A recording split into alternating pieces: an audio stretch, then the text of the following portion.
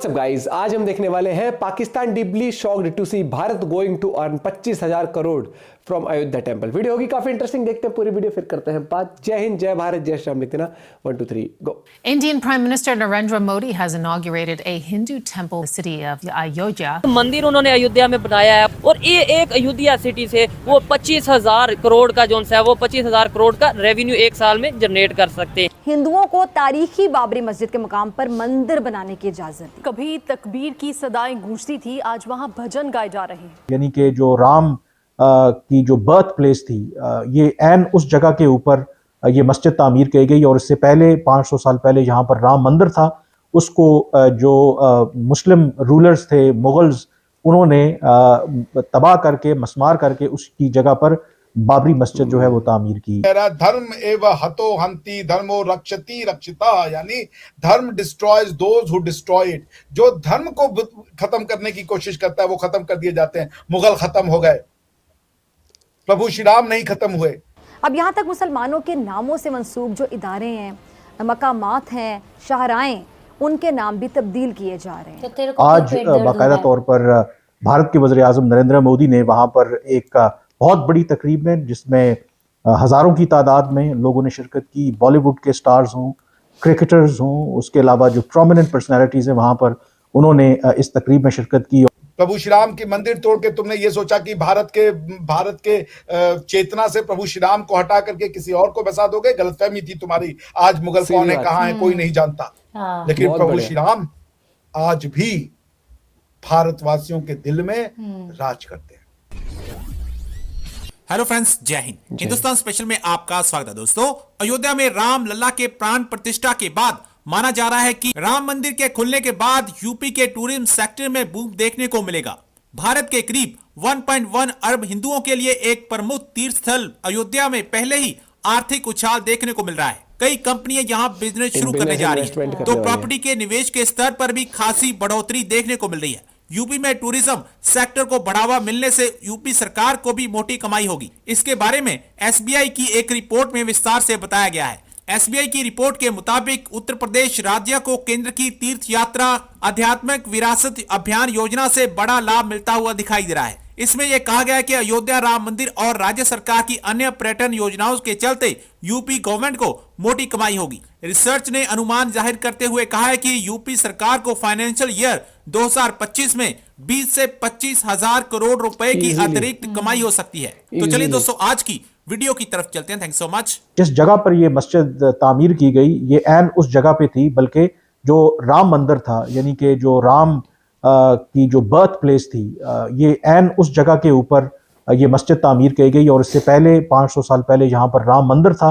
उसको जो मुस्लिम रूलर्स थे, मुगल्स, उन्होंने तबाह करके मस्मार करके उसकी जगह पर बाबरी मस्जिद जो है वो तामीर की। 2019 में जब ये फाइनल गो अहेड मिला बीजेपी की हुकूमत को राम मंदिर तामीर करने का, जो सुप्रीम कोर्ट ने भारत की फैसला दिया, उसमें उन्होंने बेस्ड ऑन जो आर्कियोलॉजी डिपार्टमेंट की रिपोर्ट थी, उन्होंने ये ज़रूर कहा कि ऐसे शवाहिद मिले हैं बाबरी मस्जिद के खंडरात से कि जो तर्ज़े जो बिल्डिंग का जो एक स्ट्रक्चर है वो किसी भी तरह से जो मुस्लिम जो स्ट्रक्चर है उसके साथ मैच नहीं करता।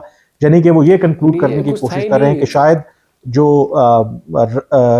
बाबरी मस्जिद के जो उसमें बेसिस हैं, उसके फाउंडेशन हैं, उनमें राम मंदिर की या जो हिंदू मज़हब से जो जुड़े बिल्डिंग्स हैं उसका शायद शवाहिद मौजूद थे। और इसकी बुनियाद के ऊपर 2019 में भारतीय सुप्रीम कोर्ट ने बाकायदा भारतीय हुकूमत को ये इजाज़त दी कि वो वहाँ पर राम मंदिर की तामीर कर सकते हैं। आज की तारीख बहुत ज्यादा अहम है। 22 जनवरी ये वही दिन है जिसमें राम जन्मभूमि राम लल्ला के जो मंदिर है उसका इनॉग्रेशन किया जा रहा है। 22 जनवरी जिसका 3 सालों से शिद्दत से इंतजार था। इसके ऊपर बहुत से प्रोग्राम रिकॉर्ड किए गए। स्पेसिफिकली अगर हम बात करें 2023 का जो लास्ट के जो 6 मंथ है उसमें बहुत ज्यादा डिस्कस किया गया राम मंदिर को। जैसे ही 2024 पहले दिन का आगाज होता है, जनवरी 1 से लेके 2021 तक मुसलसल तमाम नेशनल और इंटरनेशनल मीडिया ने जो है राम मंदिर को कवरेज दी। राम मंदिर के बारे में बहुत सी पूरे टाइम लोगों को दिखाया और साथ साथ भारत पूरे की जो time। संस्कृति है, भारत का जो सोशो इकोनॉमिक कल्चर जो है जिसको बहुत ज्यादा डिस्कस किया जा रहा है, उस पे बातचीत की गई। आज हम बात करेंगे 22 जनवरी, जिसमें राम जन्मभूमि की जो एक शुरुआत है, जिसमें तमाम हिंदू, तमाम सनातनी इकट्ठे हो रहे हैं, पूजा पाठ की जा रही है। लेकिन हम बात करेंगे वो तमाम पर्सनालिटीज की जो यहाँ पर एज अ गेस्ट मौजूद है, पॉलिटिशियन से लेके सूफी, उसके बाद म्यूजिशियन, आर्टिस्ट, स्पोर्ट और बहुत जो है मैं कहती हूँ कि सितारे आज जो है देखेंगे टीवी स्क्रीन के ऊपर, ऑनलाइन देखेंगे। तो हम सबसे पहले डॉक्टर अभिषेक मिश्रा को वेलकम करते हैं हमारे शो का हिस्सा बनने के लिए। Thank you so much doctor साहब, आज के इस खास मौके, खास दिन पर हमें और हमारे ऑडियंस को ज्वाइन करने के लिए। धन्यवाद शैला जी, आपके सभी दर्शकों को जय श्री राम, नमस्ते, सलाम, आदाब, सत श्री अकाल, वनक्कम, good evening. Thanks for inviting me. Truly, it's a historic day. It's not a historic. It's बहुत बड़ी 25,000 it's a constitutional day for India. कल का दिन बहुत इम्पोर्टेंट है भारत के लिए जी। जबरदस्त, क्योंकि हम प्रोग्राम रात में रिकॉर्ड कर रहे हैं और सुबह 22 जनवरी की शुरुआत में ही इसको पब्लिश कर दिया जाएगा। हम गेस्ट की बात करेंगे। सबसे पहले जो स्पोर्ट्स की बात करें तो क्रिकेट की दुनिया से जिनको बीजेपी सरकार की तरफ से इनवाइट किया गया, उसमें जी सचिन तेंदुलकर है, विराट कोहली है, MS धोनी है, दीपिका, और इसके साथ साथ Indian women cricket captain Mithali Raj जो हैं वो भी इनवाइटेड हैं। तो जो स्पोर्ट का जो टच है रिलीजन पॉइंट ऑफ व्यू से, हमने पहली दफा देखा है कि जो खिलाड़ियों को भी एक मंदिर की इनॉग्रेशन सेरेमनी में जो इनवाइट किया जा रहा है, तो इसके पीछे क्या वजूहात होंगी और किस तरह से इस दिन को तमाम सनातनी देख रहे हैं?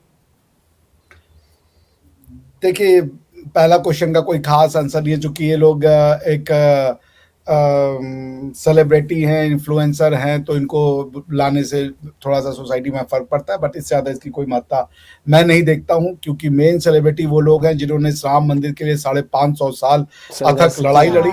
ये मंदिर इसलिए नहीं टूटा कि भारत के अंदर कोई पुरुषार्थ की कमी थी, ये मंदिर इसलिए टूटा कि भारत ने पीस को, शांति को जब अपना मेन अस्त्र बना लिया, तो वो सोचा कि अगर हमें शांति मिल गई है तो दुनिया में सबको शांति मिल गई है।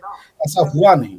बात जब हम शांति मंत्र लिख रहे थे तब दुनिया जो है वो युद्ध के लिए यंत्र बना रही थी। जब हम योग ढूंढ रहे थे और प्राणायाम ढूंढ रहे थे और हम अपनी बॉडी पे खुद का कंट्रोल कर रहे थे, तब दुनिया जो है आयुर्वेदा लिख रहे थे, तब दुनिया जो है वो उसमें होती थी, तोप बनाने में बिजी थी। हमने तोप बनाने को वैल्यू नहीं दिया, हमने स्टार्स को समझने की कोशिश की, हमने सूरज के मूवमेंट को समझने की कोशिश की, हमने मैथ्स पे जोर दिया, हमने केमिस्ट्री पे जोर दिया, हमने फिजिक्स पे जोर दिया, बाकी लोगों ने युद्ध पे जोर दिया। तो जब हमारे ऊपर ये मीर बाकी ने जब इस मंदिर को तोड़ा, तो बहुत से साधु सन्यासी लड़े और उन्होंने मीर बाकी को अच्छी टक्कर दी, लेकिन चूंकि उसके पास तोप थी और जो लोग लड़ रहे थे उस तोप के सामने टिक नहीं सके, मंदिर टूट गया। मगर मंदिर टूट गया ये साबित नहीं होता कि अयोध्या का मतलब होता है जिसको हराया ना जा सके, someone who is invincible. Ayodhya ने 550 साल तक ये गुलामी का दंश झेला। टाइम लगता है हर चीज में, लेकिन वो कहते हैं ना कि अगर आपकी नीयत साफ हो और सच का अगर आप साथ दे रहे हो तो वो दिन आता है जब आपकी, वो कहते हैं ना, सच की जय होती है और झूठ की पराजय। ये हमारे हिस्ट्री से बताया जाए, देख कौरव कितने थे और पांडव 5 थे, पांडव 5 थे, है ना, पूरी सेना थी, लेकिन उन्होंने क्या चुना पांडवों ने कि हमें, कि जब किशन जी वहां पे गए थे, बोला था ना कि मैं तुम्हारा सारथी बनूंगा, मेरी जो पूरी सेना है बलशाली, वो कौरवों उन्होंने मांगी थी। कौरवों ने, दिमाग था ना, दिमाग वाली वो थी कि हाँ किशन जी अपने पास रखने, उन्हें लालच आया कि हम तो वो रखेंगे, सेना रखेंगे किशन जी की, किशन जी नहीं रखेंगे। तो वही है, और उस टाइम भी जीता कौन? जो सच्चा था, जो सही था। और भाई देखो, ये जो भारत देश है ना, इसकी संस्कृति बहुत पुरानी रही है, इतिहास बहुत पुराना रहा है। कुछ लोग नहीं मानते हैं, कुछ लोग पता नहीं किनको अपना बाप दादा मान के बैठे हुए हैं। अब ये चीज देखो, सच्चाई से पर्दा हटा रखा है। इतने हमारे हिस्ट्री में रावण को ही देखो, क्या कृष्ण जी या जैसे रामचंद्र जी थे, वो चाहते तो वो ऐसे ही नहीं खत्म कर सकते थे, भाई भगवान थे वो, ठीक है, नहीं जन्म हुआ, ये पूरी वो लिखी गई लाइफ साइकिल होती है भैया, लाइफ मनुष्य रूप उसमें जन्म लिया हर चीज से, ये एक दुनिया को दिखाने के लिए था कि मतलब अच्छे रास्ते पे डटे रहो। वो तो तब भी मिले, लेकिन हाँ जो ये वाला था कि जो पीस कायम रखना, वो कहीं ना कहीं उसको कमजोरी समझ लिया कि ठीक है ये तो बहुत ही शांतिवादी लोग हैं, तो लाइफ स्पैन कहते हैं ना, जैसे एक बच्चा पैदा होता है छोटे, धीरे धीरे उसके दांत आते हैं, धीरे धीरे वो चलना सीखता है, धीरे धीरे फिर वो पढ़ाई लिखाई करता है। नहीं तो मतलब जैसे बच्चे में अकल है उसको कहते हो भगवान का पूजा पाठ करो, और भगवान से कहते भगवान कल 1 करोड़ रुपए दे दे, भगवान कहते ठीक है कल 1 करोड़। लाइफ दी है आपको, वो लाइफ जीनी पड़ेगी। आप जितना आप संघर्ष करते जाओगे, सबको किस्मत का मिलता है, लेकिन क्या होता है कि जितना आपके लिए लिखा होगा ना, किस्मत नो डाउट है, बट वो तभी अगर आप मेहनत करते हो। घर में बैठे अगर किस्मत करते हो कुछ नहीं मिलेगा। आपका क्या पॉइंट ऑफ व्यू जरूर बताना भाई साहब। अयोध्या में ये देखना कितनी रेवेन्यू जनरेट होने वाली है अब राम मंदिर की वजह से, कितना टूरिज्म भी बढ़ेगा।